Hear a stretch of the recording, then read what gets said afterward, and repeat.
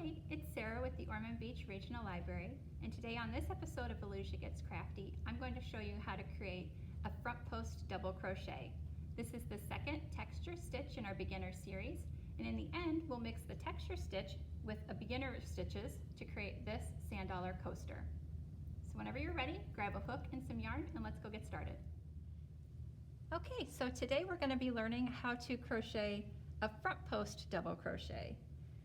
Now to start, we're going to take our yarn and we're going to create a slip knot. Insert your hook. And we're going to start by chaining 14. So we're going to yarn over and pull through the loop on your hook. So there's 1, 2, 3, 4, 5, 6, 7, 8, 9, 10, 11, 12, 13, 14. All right, so there's our 14 chains to start with. We're going to skip the first 3 chains and we're going to put a double crochet in the 4th chain from the hook. So double crochet, we want to yarn over first, remember. So we're going to skip 1 chain, 2 chains, 3, and we're going to put a double crochet into the 4th. So go under that top loop, yarn over, pull up a loop, yarn over, pull through 2, and yarn over, pull through 2.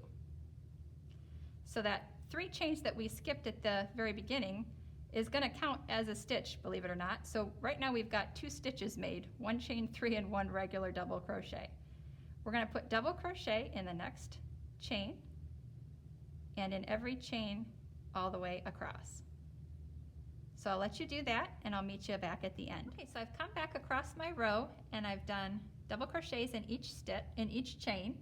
And if you've done it right, you should have 12. So 1, 2, 3, 4, 5, 6, 7, 8, 9, 10, 11. And then this chain 3, the 3 chains that we skipped at the beginning will count as our 12th one. So there's 12. So we're good to go. We're going to advance by chaining 2. And I'm going to explain why in just a second and then turn your work. So this is going to count as our double crochet, even though it's a chain 2. So this first stitch has something in it already, so this one is good. We're going to work on creating our front post double crochet. So to do that, we're going to yarn over, and instead of going into the top of the next stitch, that little V space, we're going to work around the post. So not this first one, but the second one in. What you're going to do is move your yarn is over and move it behind. You're going to insert your hook from the right side of the post behind it and back out the front so that the post is popping forward. You're going to put your yarn over your hook and turn your hook head so it's facing down. If it's facing towards you, it's going to try to catch the post too. So have it facing down and pull it back from behind the post. You'll have your 3 loops and you're going to complete your double crochet as normal, pulling through 2 and pulling through 2. So you've just created a front post double crochet. Let's give ourselves a break. Let's do a couple regular double crochets into the next stitch. So we're going to go into the top of the next stitch. So get both of the loops to make your V and do a double crochet. And let's put another one into the next stitch as well. All right. Let's try another front post double crochet. So here's your next stitch. Here's your next post. So we're going to yarn over. We're going to come in from the right of the post, go behind it, and come back out the front. So it pops it forward, yarn over, and pull it back from behind that post, and then yarn over, pull through 2, yarn over, pull through 2. Now you can see when you're going around the post, your double crochet is a little bit shorter than when you go over the top of the stitch, which is why we did a chain 2 at the beginning, because it didn't need to be as tall because it's right next to a front post double crochet, which is a little bit lower. Okay? So let's do a couple more regular double crochets into the tops of the stitches. So right into the top of the next stitch, we'll do a double crochet and another double crochet. Here's your next post. Let's do a front post double crochet. So yarn over, move your yarn behind you, come in from the right hand side, go behind the post and back out the front. Yarn over and pull it out from behind it and complete the double crochet.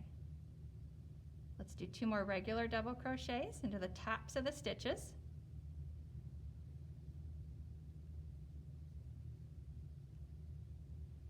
And then we've got a couple more stitches left. So let's do a front post around this last double crochet. Go in from the right, pop it out the front, pull up your loop, pull through 2, pull through 2, and don't forget our wonky little chain 3 at the end. Yarn over and try and get into the top of that chain, the third chain. So you get a couple loops over it and do a final double crochet. And then let's take a peek at what we've just done. So all these ones that are popping forward are your front post double crochets. Do you see that neat texture? And the ones that are flat and falling back more, that are further away, are your regular double crochets. So you see how that's created that neat pattern? So I'm going to chain 2 and we'll advance to the next row and turn the work.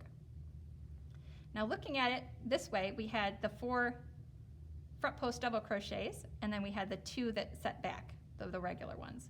When you reverse it, it's going to look the opposite, right? So your first one is going to be set back, and then these 2 are going to come forward. So we're going to create a repeat of what you're seeing. So if it's falling back, you want it to continue to fall back, which this first one is. So we'll put a regular double crochet into the top of that stitch. And then these next 2 are coming forward more. So we're going to keep them moving forward by doing front post double crochets.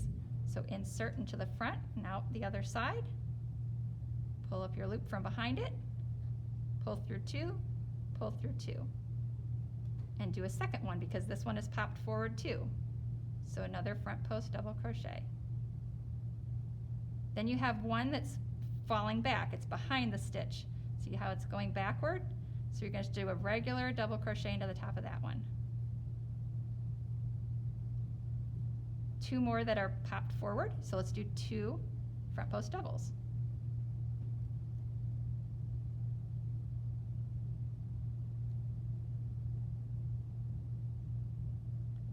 One is setting back, so let's put a double crochet into the top of the stitch.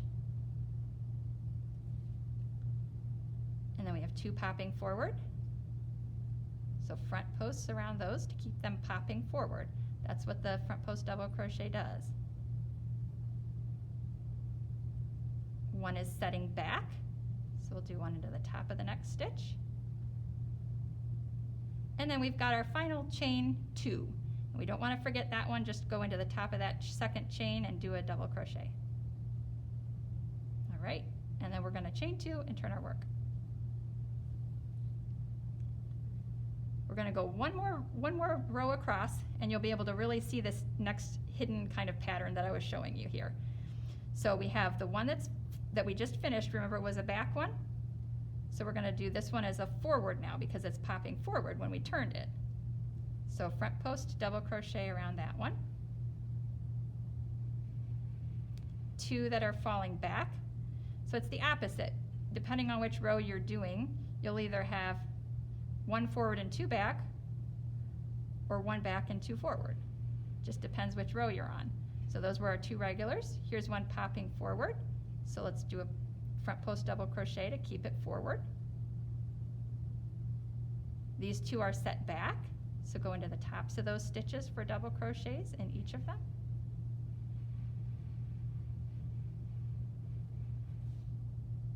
And we've got another one that's popping forward, this one here. So let's pop it forward again. 2 that are set back. They get a regular double crochet in the top of the stitch. And a final one popping forward. That pop forward. And then you've got your chain 2 at the end that you want to put double crochet into the top of the second chain. All right, so you would repeat that over and over again. It gives you practice with your front post double crochets, but at the same time you're also creating, here's a little bit bigger example, another kind of stitch that uses double crochet, the front post double crochets. And are you getting hungry? Does it look like something you're familiar with? I'm getting hungry for some waffles. What about you? This is called a waffle stitch, and that's what you use a front post double crochet in. So not only did you learn that technique today, which is also the technique that's used in our sand dollar coaster, the front post double crochets, but you also learned a special stitch called the waffle stitch. And it's different from the back loops because it's only pretty on one side really. I mean, it's pretty too, but this side is much cooler. It's got the deep pockets for the waffle, okay? Now, if you look at just a regular swatch of double crochet, it just looks like this. This is when you go into the top loop. Simply by crocheting into the front loop, look what you've done. It's really impressive, and it makes a neat gift. If you make it a little bit wider, this can be made bigger if you chain in multiples of 3 and then add 2 extra chains at the end for turning. So if you want to make a bigger project out of it, a blanket or a bigger hot pad or something, you could do that.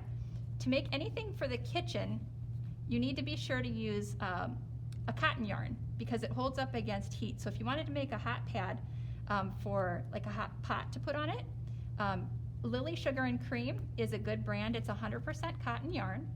And if you go to Walmart, they have a kind of a knockoff brand. It's called Peaches and Cream yarn.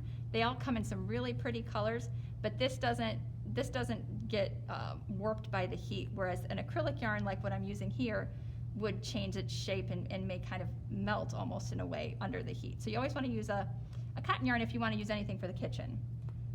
But that is how you do front post double crochets, you guys. I want to thank you for joining me today. Up next, we'll be learning how to create a bobble stitch. And if you have any questions, please comment below. I'll see you guys then. Bye-bye.